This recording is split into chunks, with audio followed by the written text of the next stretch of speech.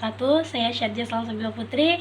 Saya dari Prodi Kehutanan, Minat Manajemen Hutan. Di sini saya akan memaparkan materi Teknologi Informasi dan Komunikasi tentang gelombang elektromagnetik.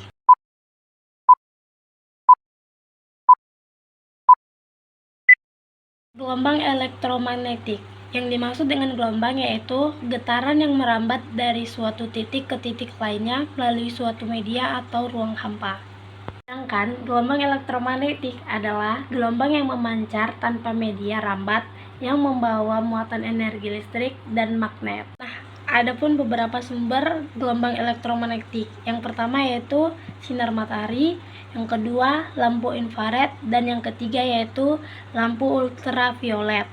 Pembentukan warna, mata manusia hanya bisa melihat di bagian visible, hanya menangkap gelombang visible yang berwarna biru, merah, dan hijau.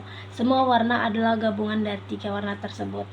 0,4 yaitu terdapat pada warna biru, 0,5 yaitu terdapat pada warna hijau, 0,6 yaitu antara hijau dan merah, dan 0,7 yaitu merah.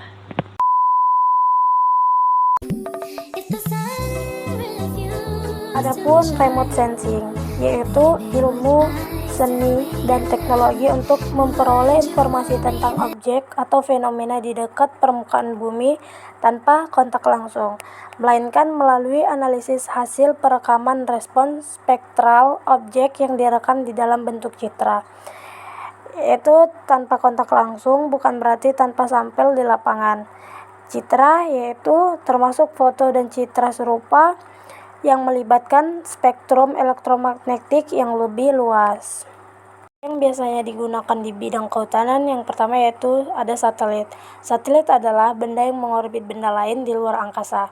Satelit dapat berupa benda alami seperti bulan yang mengorbit bumi atau benda buatan manusia seperti stasiun luar angkasa internasional. Ada dua jenis utama satelit. Yang pertama yaitu satelit alami adalah benda yang mengorbit benda lain secara alami. Dan yang kedua yaitu satelit buatan. Satelit buatan adalah benda yang dibuat dan diluncurkan oleh manusia ke orbit. Yang kedua yaitu ada drone sebagai penggunaan di bidang kehutanan. Drone atau yang dikenal sebagai kendaraan udara nirawak atau UAV adalah pesawat terbang yang bisa dikendalikan dari jarak jauh atau beroperasi secara otomatis.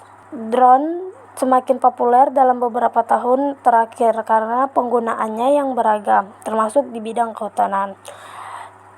Contoh bidang yang memanfaatkan kelebihan drone yaitu sebagai fotografi dan videografi udara untuk menghasilkan gambar dan video dengan perspektif unik. Yang kedua, sebagai pemetaan dan survei di lapangan. Yang ketiga, penyelamatan dan pencarian. Yang keempat, digunakan untuk di bidang pertanian. Yang kelima, sebagai pengiriman barang di tempat-tempat terpencil. Yang terakhir yaitu penelitian lingkungan. Adapun resolusi penginderaan jauh. Yang pertama yaitu resolusi spasial. Resolusi spasial dalam penginderaan jauh berarti ukuran terkecil objek yang dapat direkam oleh suatu sistem sensor sehingga menunjukkan kerincian informasi yang dapat disajikan oleh suatu sistem sensor. Objek terkecil ini disajikan dalam sebuah piksel. Yang kedua ada resolusi spektral, kerincian panjang gelombang elektromagnetik yang digunakan dalam perekaman objek pada sensor. Yang ketiga yaitu resolusi temporal, intensitas perekaman suatu wahana pada tempat atau posisi yang sama.